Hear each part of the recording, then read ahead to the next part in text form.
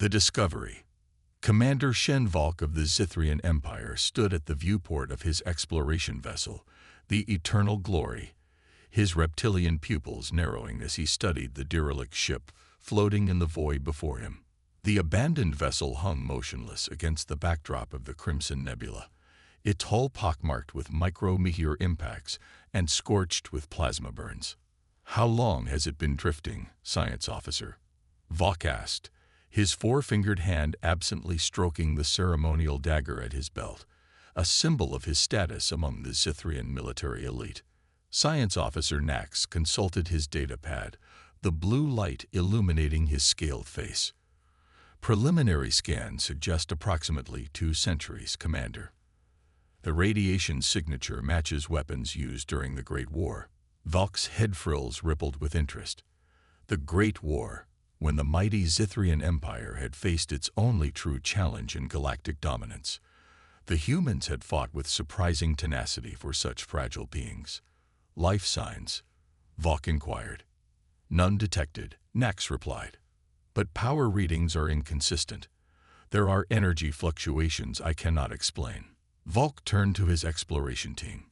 6 of the Empire's finest, warriors, scientists, and engineers, all wearing the distinctive silver-blue armor of the Imperial Exploration Corps.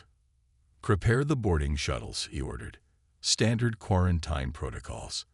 This ship may have been adrift for centuries, but I want no surprises." As the team dispersed to prepare, Lieutenant Krell approached. Unlike the others, Krell wore the red-trimmed armor of the Historical Documentation Division, scholars who accompanied exploration missions to ensure proper cataloging of discoveries. "Commander, if I may," Krell began, "the ship's configuration doesn't match any known Zithrian or Alliance designs from the war era. It could be human." Volk's mouth twitched into what passed for a smile among his species. "All the more reason to investigate. The Emperor's collection of human artifacts is already the largest in the galaxy. Perhaps we can add to it." 30 minutes later, Volk led the boarding party through the airlock connecting their shuttle to the derelict. The ship's emergency systems had maintained minimal life support, though the air was stale and cold. Their helmet lights cut through the darkness, illuminating a corridor strewn with debris. "Primitive construction," Engineer Thax commented, running a scanner over the bulkhead. "Metal alloys consistent with early 22nd century human engineering. Inefficient design. The humans always relied on brute force rather than elegance," Volk replied, stepping over a fallen ceiling panel. "It's why they ultimately failed." The team made their way deeper into the vessel, passing through what appeared to be crew quarters. Unlike Zithrian ships with their communal sleeping chambers, these were individual compartments, a wasteful use of space that reflected human psychology. "They were so obsessed with privacy," Krell observed, cataloging the room's contents with his data recorder. "It made them weak. A species that values individuality over collective strength cannot survive the rigors of space." Volk nodded in agreement, though something about the ship bothered him. For a vessel that had supposedly been adrift for 2 centuries, too many systems remained partially functional. Emergency lighting flickered intermittently. Occasional hums suggested machinery still operating somewhere in the depths of the ship. As they approached what appeared to be the bridge, Nax stopped suddenly. "Commander, I'm detecting a power surge ahead." "Significant." Volk signaled the team to ready weapons.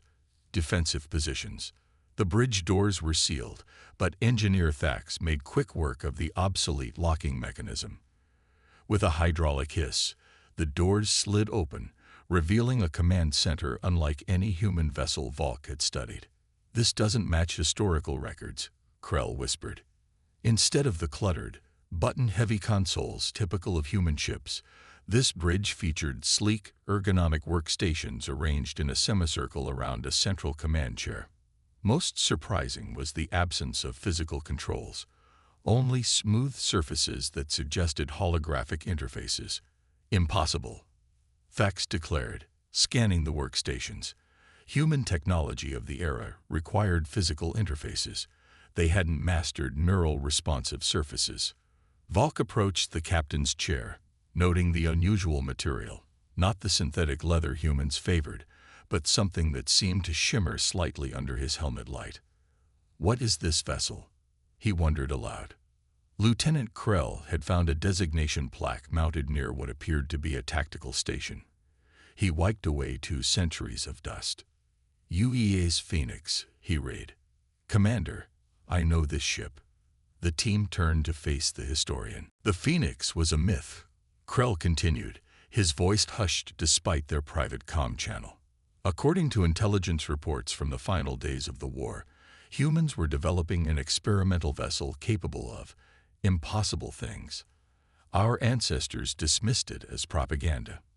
Volk felt his frills flatten against his skull, an involuntary response to sudden tension. "Explain."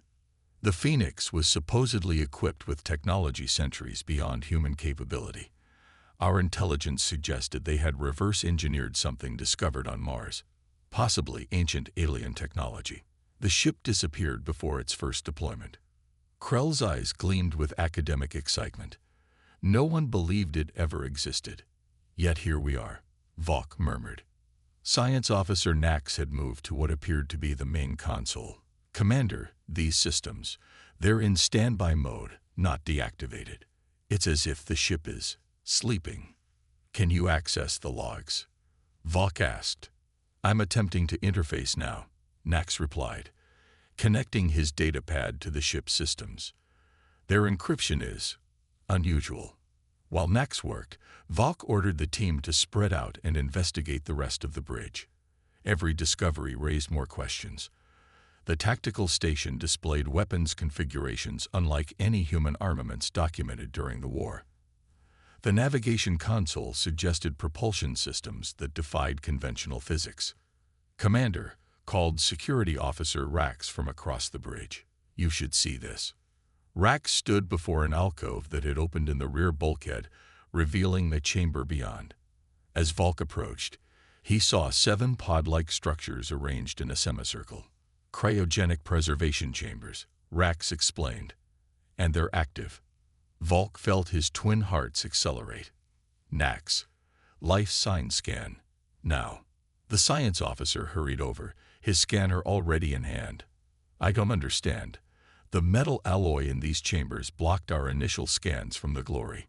He moved from pod to pod, his expression growing increasingly troubled. "Commander, these pods contain humans. 7 of them. And according to these readings, they're alive." A stunned silence fell over the team. Volk stepped forward to examine the nearest pod. Through the frosted viewport, he could make out the features of a human female, her dark skin contrasting with white hair. Her expression was serene, as if she were merely sleeping. "How is this possible?" Fax demanded. "No known cryogenic technology could sustain life for 2 centuries. Krell approached reverently. "If the legends about the Phoenix are true, this could be Captain Elara Hayes and her command crew." "Hayes," Volk repeated. The name was familiar from his military history training. "The most decorated human captain of the war," Krell explained. "Responsible for the destruction of 3 Zithrian battle fleets. She disappeared with her experimental ship in the final year of the conflict." Volk studied the sleeping human. Their species had been formidable enemies despite their physical frailty. What they lacked in strength and natural armor, they made up for with surprising adaptability and technological innovation. "The Emperor must be informed immediately," Volk decided. "We will transport these specimens back to the capital for study." Before anyone could respond, Nax's datapad emitted a sharp tone. "Commander, I've breached the first layer of encryption. I have access to basic ship functions and some records."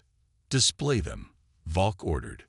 Nax tapped his pad, and a holographic projection appeared above the bridge's central console. The image showed a human, Captain Hayes herself, Volk presumed, recording what appeared to be her final log entry. "Phoenix log, final entry," the human spoke, her voice clear despite the passage of time. "The prototype drive is our only option. Zithrian forces have cornered us in the Crimson Nebula. The rest of the fleet is destroyed." Hayes paused, her expression hardening with determination. "We're activating the Cronus Protocol. If it works, we'll emerge when we're needed most. If not," she smiled grimly, "at least we'll deny the Zithrians their prize." The log ended, leaving the Zithrian team in silence. "Cronus Protocol?" Valk finally asked. Krell's voice was hushed with awe. "Time dilation technology. Theoretical, even by today's standards. The ship wasn't adrift for 2 centuries. It was in some sort of temporal stasis." "That's absurd," Thax scoffed. "Even our scientists haven't mastered such technology." A low hum began to reverberate through the ship, gradually increasing in intensity. "What's happening?" Valk demanded. Nax stared at his pad in horror.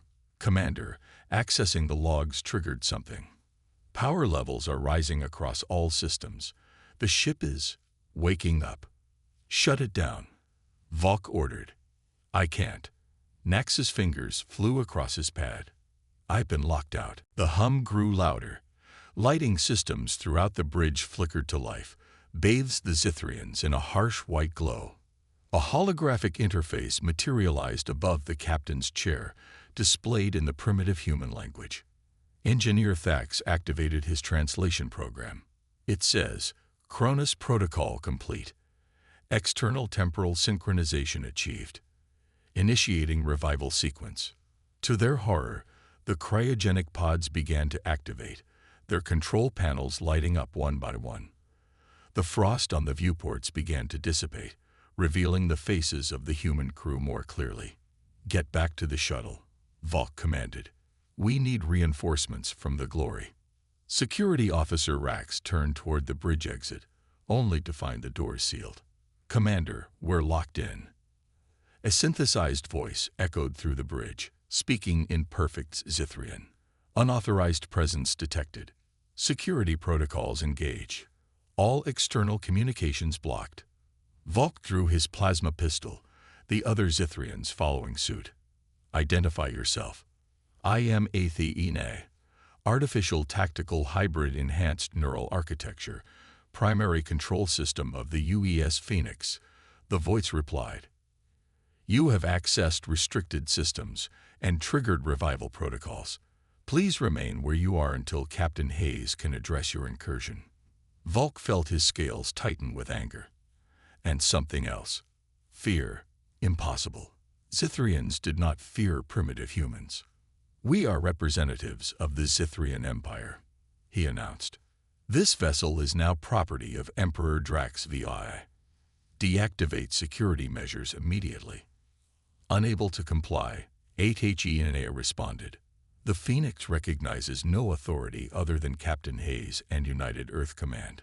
The first pod hissed open, expelling a cloud of cryogenic vapor. The team aimed their weapons at the pod as the human female, Captain Hayes herself, began to stir. "Commander," Krell whispered urgently, "if the legends about this ship are true, we may have awakened something beyond our understanding."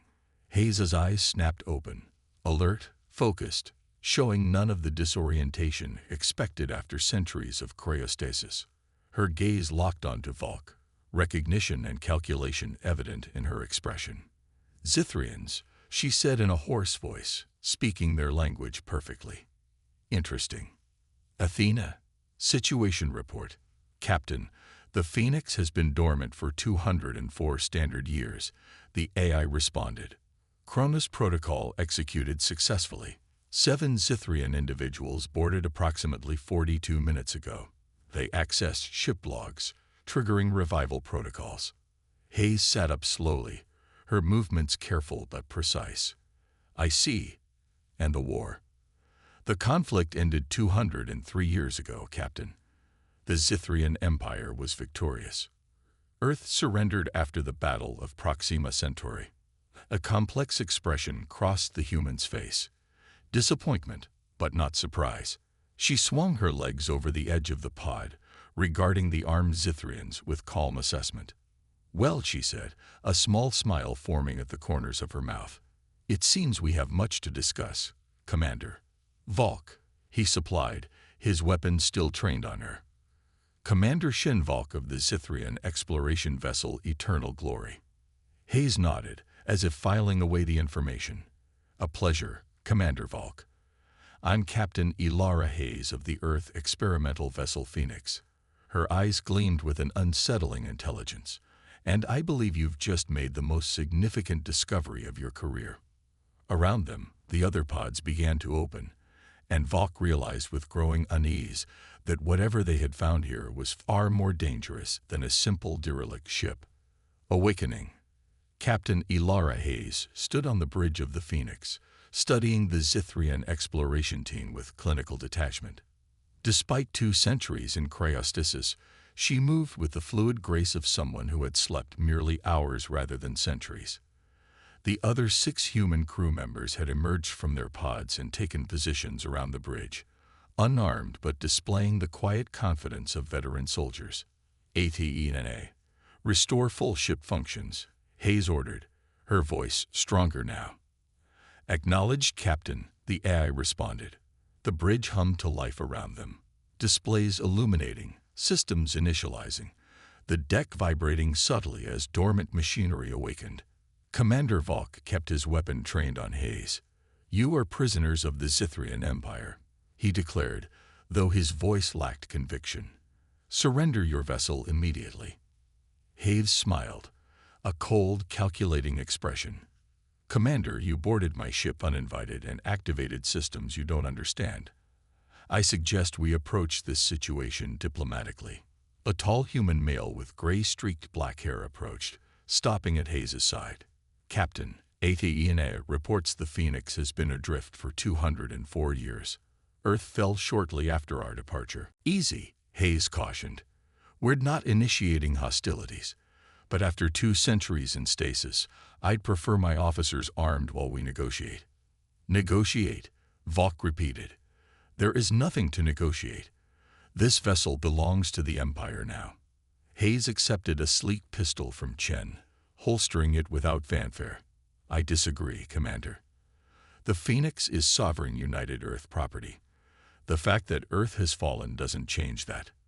United Earth no longer exists, Krell pointed out. The surviving human colonies were absorbed into the Empire generations ago. Your people are Zithrian subjects now. A muscle twitched in Hayes' jaw, the first sign of genuine emotion Volk had observed. And how are these subjects treated? Volk hesitated, causing Security Officer Rax to answer instead. They serve according to their abilities. The transition was difficult for some, but necessary for galactic stability. Difficult, Hayes repeated flatly. An interesting euphemism for subjugation. Tension crackled between the 2 groups. Volk recognized the dangerous turn in the conversation. Despite his confidence in Zithrian superiority, he was acutely aware that they were outnumbered on an unfamiliar vessel with unpredictable capabilities. Captain Hayes, he said, adopting a more diplomatic tone, whatever your personal feelings, the reality remains unchanged. Earth has fallen. The war ended 2 centuries ago. Your mission, whatever it was, is now irrelevant. Is it? Hayes challenged. Athena. Display current Zithrian Empire boundaries and significant military installations. To Volk's horror, the hologram shifted, showing a perfect representation of the Empire's territory, including classified military strongholds, fleet positions, and defensive arrays. How? He began. Your data encryption hasn't evolved as much as you might think, Dr. Wong explained, studying the display with professional interest. Athena accessed your ship's database while you were exploring our bridge. Volk felt his frills flatten against his skull. That's impossible. Our systems are isolated during exploration missions. Your systems are primitive by our standards, Hayes said matter-of-factly. No offense intended. The casual display of technological superiority shook Volk's confidence. Everything he had been taught about human capabilities was evidently wrong, or deliberately falsified in historical records. What do you want? He asked finally. Hayes studied him for a long moment. Initially, information. I need to understand what happened after we activated the Cronus Protocol. I need to know what became of Earth, of our colonies, of our people. And then we decide our next steps, she said simply. Commander Chen had moved to the navigation console, his fingers dancing across the interface. Captain, I've analyzed the Zithrian vessel. Comparable to our Defender-class cruisers, armed, but primarily configured for exploration rather than combat. Crew complement? Hayes asked. Approximately 200, Chen replied. Standard Imperial rotation. Volk felt increasingly outmaneuvered. The humans were assessing threat levels, gathering intelligence, and formulating strategies while his team stood helplessly by, their weapons becoming more psychological comfort than practical advantage. Captain Hayes, he said firmly, whatever your technological advantage, you are still one ship. The Empire spans 27 systems with a fleet of thousands. If you harm us, you will be hunted to extinction. Hayes regarded him thoughtfully. You misunderstand our intentions, Commander. We're not interested in revenge. Then what do you want? Volk demanded. A future, she answered simply. For humans to exist as more than subjects. For the knowledge contained in this ship to benefit all species, not just one. Science Officer Nax had been examining the holographic display of the Phoenix. Commander, he said quietly, the power source. It's unlike anything in our scientific literature. This ship could revolutionize our understanding of quantum physics. Hayes nodded. The Martian equations allowed us to access energy states previously thought impossible. What you're seeing is merely the first application of principles that could transform civilization throughout the galaxy. If what you say is true, Volk said cautiously, why share this knowledge with the empire that conquered your world? Because 2 centuries have passed, Hayes replied. Whatever grievances existed between our species died with my generation. I'm interested in the future, not the past. She approached Volk, stopping just beyond arm's reach. Commander, you have 2 choices. You can attempt to claim this vessel for your empire through force, a course of action I strongly advise against, or you can recognize the unique opportunity before you. What opportunity? Volk asked, intrigued despite himself. To make history, Hayes said. To be the Zithrian who helped forge a new relationship between our peoples. To bring knowledge to the Empire that will advance your civilization by centuries. Lieutenant Krell stepped forward. Commander, historically speaking, first contact situations that end in cooperation rather than conquest have consistently produced greater technological and cultural advances for both species involved. Volk considered his options. The historical glory of capturing a legendary human vessel appealed to his military ambitions, yet the prospect of returning to the Empire with revolutionary technology that could further cement Zithrian dominance for millennia, was equally tempting. And if I agree to cooperation, he said slowly, what guarantees do I have that you won't use this ship against the Empire once you've learned of your people's fate? Hayes smiled, genuine this time, not calculating. A fair question. I propose the following. 2 of my officers will accompany you back to your vessel as a gesture of good faith. In return, you will send a message to your superiors explaining the situation and requesting a diplomatic envoy. And the Phoenix, Volk pressed, remains under my command, Hayes said firmly. But I'm willing to grant your scientists limited access to non-weapon systems as a demonstration of our sincerity. The offer was more generous than Volk had expected. Still, caution was warranted. And if your officers attempt anything while aboard the Glory, they won't, Hayes assured him. Commander Chen and Dr. Wong understand the stakes as well as I do. This is our one chance to establish peaceful contact. Volk thought of the glory that would come with being the commander who not only discovered the legendary Phoenix, but also secured its technology for the Empire. His name would be remembered for generations. I accept your proposal, Captain Hayes, he said finally, lowering his weapon. The other Zithrians followed his lead reluctantly. Hayes extended her hand, a human gesture of agreement that Volk recognized from historical records. He hesitated, then clasped it with his scaled fingers. Athena, Hayes called, release bridge lockdown, and open communication channels with the Zithrian vessel. Acknowledged, Captain, the AI responded. Lockdown protocols disengage. As the bridge doors slid open, Hayes gave Valk a level look. Commander, I believe this is the beginning of a complicated but potentially rewarding relationship between our peoples. Valk nodded slowly. Perhaps, Captain. But know this, if your intentions prove false, the consequences will be severe. Understood, Hayes replied. But history has given us both a rare second chance. I intend to make the most of it. As arrangements were made for the officer exchange, Valk found himself wondering if he was witnessing the dawn of a new era or making the greatest mistake of his career. The Phoenix had risen from the ashes of history, carrying with it technology that could reshape the future of the galaxy. Whether that future would bring harmony or conflict remained to be seen. But one thing was certain. The legend of the Phoenix was no longer just a myth, and the humans who commanded it were far more formidable than any historical account had suggested. As Valk prepared to return to his ship with the human officers, he caught Hayes watching him with that same calculating intelligence. For the first time in his military career, he felt like prey rather than predator, a sensation as uncomfortable as it was unfamiliar. The war might have ended centuries ago, but Commander Valk suspected a new kind of battle had just begun.